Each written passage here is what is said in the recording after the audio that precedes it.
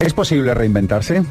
No, yo creo que para saber si algo es posible o no de entrada hay que buscar datos más que opiniones, y los datos muestran que claro que sí. ¿Por qué? Porque hay muchas personas que se están reinventando, con lo cual obviamente tenemos que decir sí, y también hay que aclarar qué se entiende por reinventarse, porque hay personas que, en mi experiencia, creen que reinventarse quiere decir convertirse en una persona diferente, como si no hubiera algo, como si hubiera algo en su interior que no es bueno, que no es adecuado. No es así.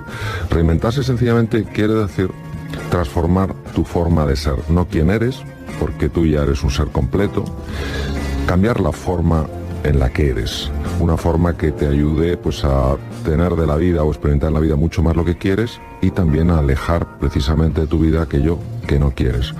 Lo que pasa es que hay un elemento con el que siempre todos tenemos que luchar, que es la inercia, la pereza, el miedo a lo desconocido, qué es lo que voy a perder, cuando no tengo tan claro lo que voy a ganar, y eso hace que a veces las personas nos conformemos con sobrevivir en lugar de vivir, y aceptamos la mediocridad cuando la mediocridad no es un estado natural del ser humano, es una forma que elegimos, pues a veces por no atrevernos bastante o suficientemente en la vida. Cuando una persona siente que lleva tiempo haciendo algo que no le ilusiona, que no le está generando pues ese estímulo, esa alegría vital, y sigue así, yo creo que está perdiendo una enorme oportunidad. Y no tenemos que olvidar lo que decía Elizabeth Kubler-Ross, la persona que más supo del mundo de la muerte, por lo menos a nivel científico. Ella dijo que unas cosas que más le llamaba la atención cuando acompañaba a personas en su proceso de fallecimiento era que una mayoría de ellos o de ellas le decían: me hubiera atrevido mucho más en la vida. Y creo que cuando una persona siente la insatisfacción inspiradora, no debe apagarla, debe dejar que esa inspiración empiece a moverla. Yo sé que es el camino del héroe, el camino de la heroína, porque da mucho miedo. Yo, desde mi punto de vista, creo que te transforma por completo la vida. A ver, la reinvención no consiste en rechazar el pasado, sino en aprovechar al máximo toda la información que viene del pasado. El pasado nos ha de informar. Lo que creo que es importante es que no nos determine. Las creencias son certezas que vivimos a nivel inconsciente, nos las cuestionamos y alteran por completo la forma en la que vemos las cosas. Tienen la capacidad de alterar la percepción porque alteran las emociones. No hay nada que altere más la percepción del mundo que las emociones en las que estamos. Entonces, ¿qué ocurre? Que estas creencias se han sedimentado, han cristalizado a base de repetirnos a nosotros mismos ciertos mensajes. A veces esos mensajes los hemos comprado del exterior. Si alguien cuando éramos pequeñitos ha dicho: es que no vales nada, es que eres feo, es que eres corto, es que eres corta, es que no llegarás. El poder no lo tiene la persona. El poder lo tiene si yo esa frase me la repito constantemente. Y yo me la creo, porque entonces en cualquier momento de dificultad yo consultaré esa frase, y esa frase me dirá: claro que no puedes. Yo creo que no hay un solo ser humano que tenga un acceso a la verdad completa. Por tanto, aunque nos digan cosas que no nos gusten, siempre hemos de saber que eso es una verdad incompleta. En caso de que sea una verdad incompleta, por lo mejor es que no es verdad en absoluto, pero si me dicen eres torpe, bueno, en algunas cosas yo soy torpe. En algunas cosas yo soy torpe. Yo, por ejemplo, muchos deportes no se me dan bien. Como cirujano jamás he sido torpe. De hecho, he tenido una enorme habilidad como cirujano. Entonces, hay que diferenciar. Oiga, la torpeza, usted no me meta en un paquete global todo. Es que eres corto. Yo en algunas cosas, pues puedo ser bastante corto. Para ciertos aprendizajes, a mí me cuesta una barbaridad. Otros aprendizajes, vamos, soy rápido como un guepardo. Entonces, nunca tomar lo que nos dicen los demás como la verdad completa, porque no hay nadie que tenga acceso a la verdad completa. La realidad es infinita y la verdad siempre es un juicio de la razón. Nosotros hacemos nuestra mejor aproximación a la verdad. ¿Qué ocurre? Que muchas personas se han creído ciertas cosas y el problema es que no paran de repetírselas, porque cuando una persona ha generado estas creencias disfuncionales, empieza la mente, a través de lo que se llama el sistema reticular activado ascendente, es una estructura cerebral, del tronco cerebral, empieza a buscar evidencias para soportar eso. Es que en el momento que uno se tiene que parar, vamos a ver, ¿quién tiene una bola de cristal para leer perfectamente la realidad del universo? Nadie. La única manera en la que la creatividad aflora es cuando nos topamos con un muro. Porque cuando nos topamos con un muro y nos pegamos con el muro y el muro no se rompe, solo hay dos opciones que podemos tomar. La primera es abandonar y la segunda es encontrar un camino. Sabemos perfectamente que la creatividad se despliega y la inteligencia se abre precisamente cuando encontramos la dificultad. Lo que pasa es que como no nos gusta nada sufrir, en cuanto empezamos a notar que darle golpes al muro duele, lo normal es que abandonemos.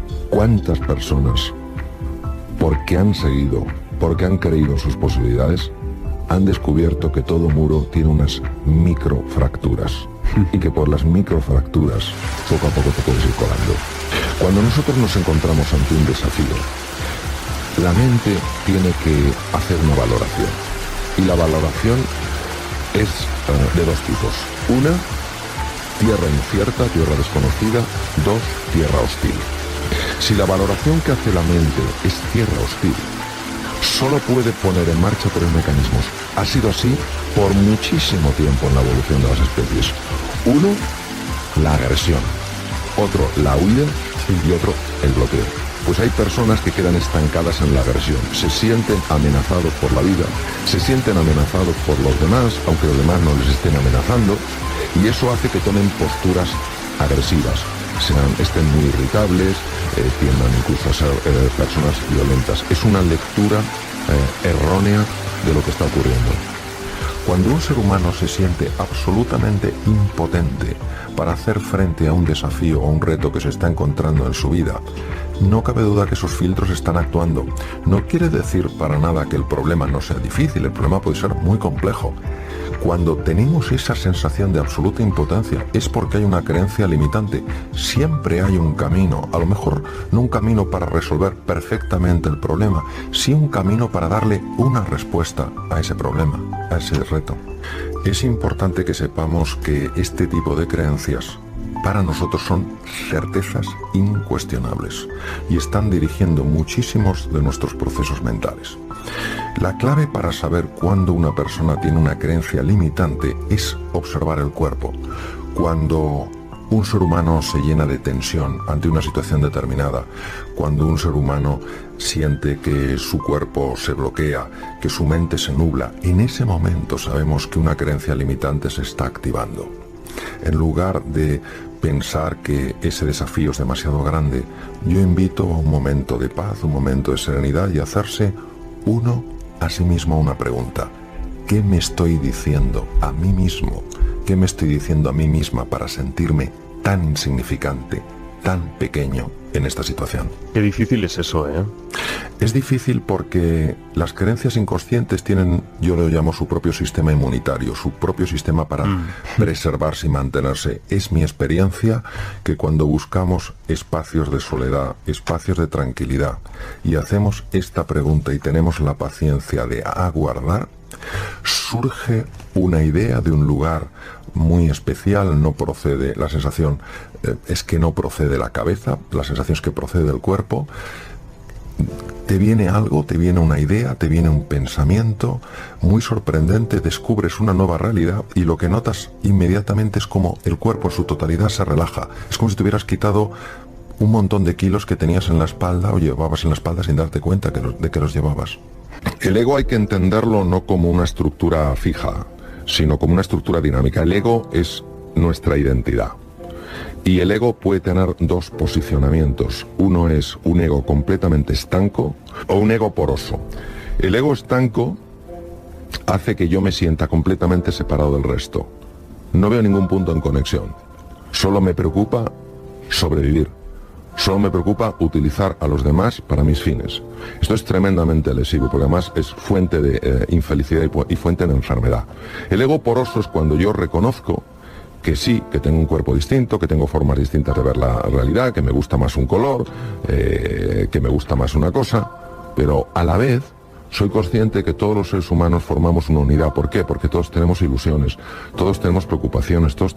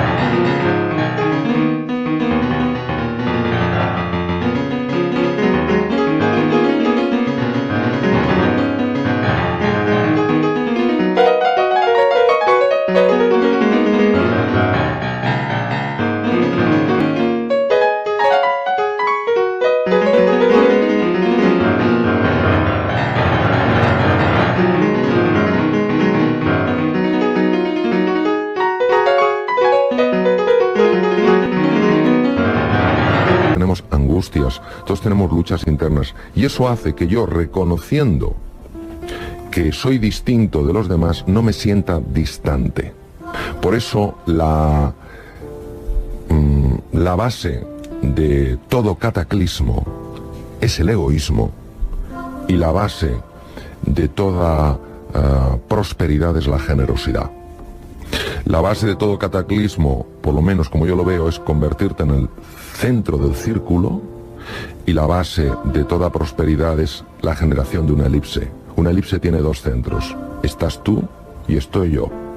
Claro, esto genera un encuentro, y donde hay encuentro hay posibilidades, y donde hay posibilidades, pues hay un estado de ánimo radicalmente distinto. Yo creo que hay que tener mucha más hambre, mucha más ambición que no avaricia por alcanzar la propia plenitud. Yo creo que caemos con mucha facilidad en el conformismo, que en cuanto hacemos una cosa con un cierto nivel de competencia ya no aspiramos a la maestría. Enseguida nos acomodamos, y creo que este hambre, estas ganas de aprender, estas ganas de progresar, estas ganas de avanzar, no hay que perderlas nunca. Nosotros vamos muy distraídos por la vida. Cuanto más complejo sea el entorno, más claras tienes que tener tus prioridades.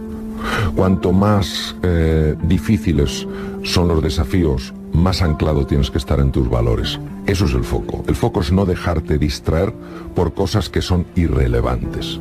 La aceptación solo significa reconciliarse con la realidad. Es decir, asumir una realidad sencillamente porque es, aunque no me guste. La aceptación deja de resistirse a lo que es, deja de luchar con la realidad.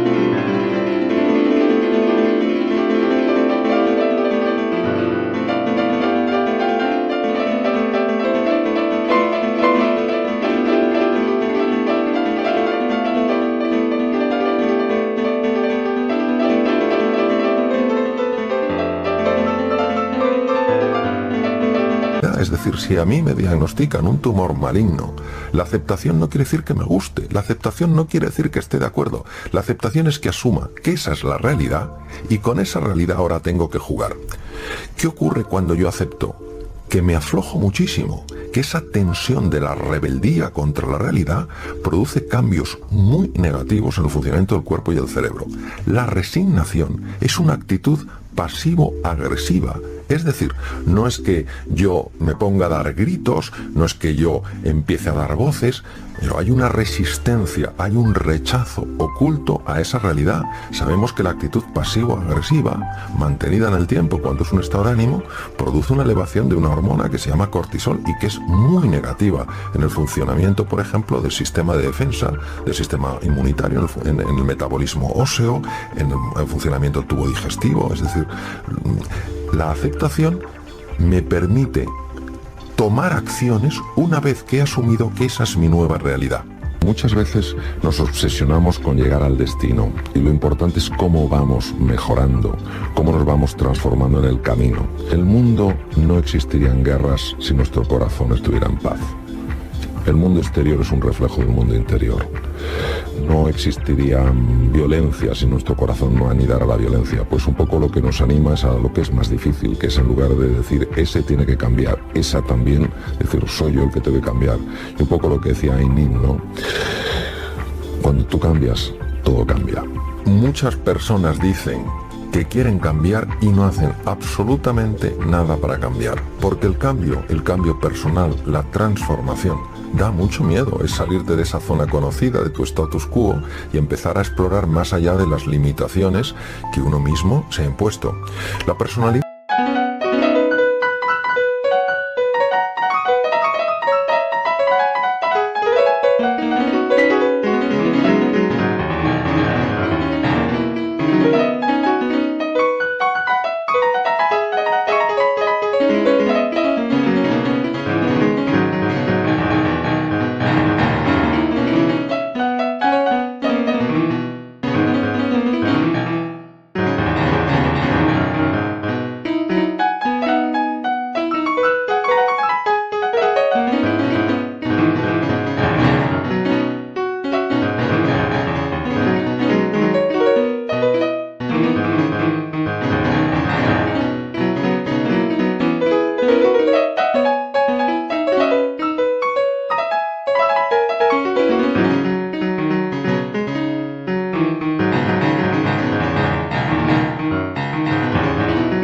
personas como un rol, como un papel.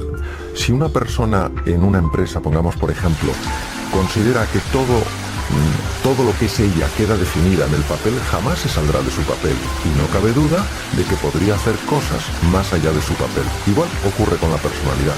Cuando nosotros decimos yo soy aquí, nos estamos limitando a una descripción que hemos hecho de nosotros mismos que nos impide absolutamente explorar nuevas posibilidades, nuevas oportunidades para nuestra vida. Es la rigidez con la que nos definimos nosotros mismos la que en el fondo nos está limitando. Cuando una persona se ha definido con un papel, quitarte ese papel es quitarte tu sensación de valor. Esto, por ejemplo, pues lamentablemente lo estamos viendo con mucha frecuencia ahora. Una persona que se ha visto durante muchos años pues en un cargo determinado, en un puesto determinado, y por las cosas que están ocurriendo se ve sin puesto de trabajo, lo que ha perdido es un cargo, no se ha perdido a sí mismo. Esa persona sigue teniendo un extraordinario valor, sigue teniendo unos enormes recursos, una tremenda potencialidad. Ahora, si esa persona se define en base a ese papel, pensará que ya no es nadie.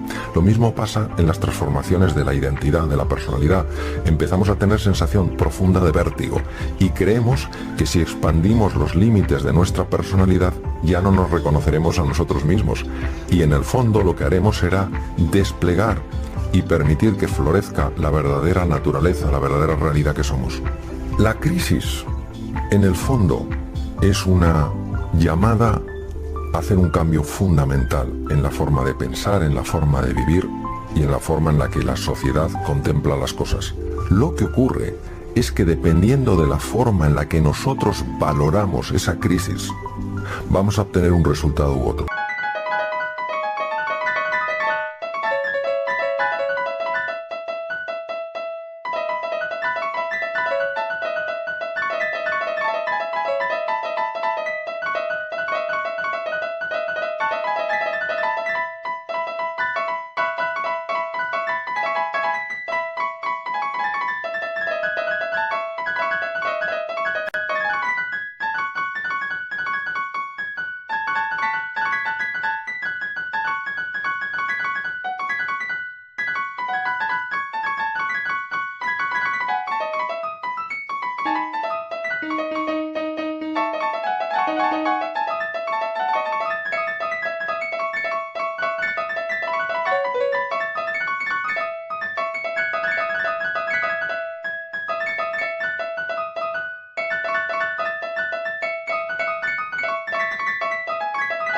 Por ejemplo, si una persona ante una situación de crisis, una situación de dificultad, una situación de inflexión en su vida, lo valora como una oportunidad para hacer un cambio fundamental en su forma de comportarse, en su forma de moverse, en lo que sea, en ese momento esa crisis le va a ayudar a explorar un campo nuevo. Si una persona ante una crisis empieza a valorarlo como una desgracia, como un espanto, como algo terrible, la propia emocionalidad que surge de ese diálogo interno le va a impedir encontrar posibilidades aunque las tenga delante de las narices. Es la valoración del evento lo que genera la experiencia en la persona. Las palabras abren cajones emocionales y cajones experienciales en las personas. Por eso la palabra es un símbolo que abre todo un mundo de sentimientos en el ser humano. Las emociones, los sentimientos moldean, modulan nuestra percepción de la realidad. Por ejemplo, si yo ante un problema que es complejo empiezo a decir, es espantoso, esto es horroroso, esto es una desgracia, no hay quien lo resuelva, sin darme cuenta, además esto se ha podido fotografiar todo el proceso con técnicas modernas de neuroimagen, empieza a cambiar el funcionamiento del cerebro. Claro. Y al final el propio problema llega a tener tal envergadura que me siento completamente incompetente e insignificante para hacerle frente. Las palabras no se las lleva el viento, las palabras crean profundas realidades. El problema del ser humano no es el miedo, el problema del ser humano es la ignorancia de su verdadera naturaleza. Claro, cuando tú no eres consciente de tus recursos y de tus posibilidades, te asustas ante el más pequeño de los desafíos. Claro que somos ignorantes de nuestra verdadera naturaleza. En un momento determinado de nuestra vida, cuando éramos chiquititos, hicimos una definición, una descripción de nosotros mismos, nos la creímos y ahora vivimos de acuerdo a esa descripción y no de acuerdo a nuestra naturaleza. Nuestra naturaleza en su conjunto y en su esencia es perfecta. La palabra perfecta quiere decir completa. Es decir, no somos mecanismos de relojería averiados que nos tienen que arreglar porque no damos la talla. Somos seres excepcionales, porque cuando uno es capaz de encontrar y conectar con esa excepcionalidad en su interior, también la puede haber en los demás. Es decir, no es una excepcionalidad, yo soy más que tú, es somos extraordinarios, pues vamos a vivir de acuerdo a quiénes somos. ¿De qué manera alguien que quiera cambiar su vida, su estado de ánimo, le puede ayudar a lograr su propósito hacer deporte? Pues de una manera muy sorprendente y muy potente. Tengamos en cuenta que los estudios que se han hecho en cadáver para calcular el número, la longitud de nervios que conecta lo que es el neuroeje, cerebro, cerebelo, médula espinal, en fin, todo el conjunto del neuroeje con el cuerpo, da una cifra tremenda. 45.000 kilómetros de nervios. Entonces son nervios que mandan información del neuroeje, del sistema nervioso central al cuerpo y que reciben información del cuerpo. Sabemos, por ejemplo, que las personas que hacen ejercicio físico, no tiene que ser deporte, sino ejercicio físico de una manera habitual, media hora al día, andando deprisa, 5 días a la semana, sabemos que aumenta la población de neuronas del hipocampo. Esto se describió en el año 2002. Sabemos que las personas que hacen ejercicio físico cambian su constelación hormonal y son mucho menos susceptibles a los vaivenes emocionales cuando nos encontramos con dificultades en la vida. Sabemos que las personas que hacen ejercicio físico viven más tiempo. Sabemos que son menos susceptibles a padecer carcinomas, a padecer tumoraciones malignas. Necesitamos retomar este papel trascendental que juega el cuerpo en todo lo que es la vida completa de un ser humano.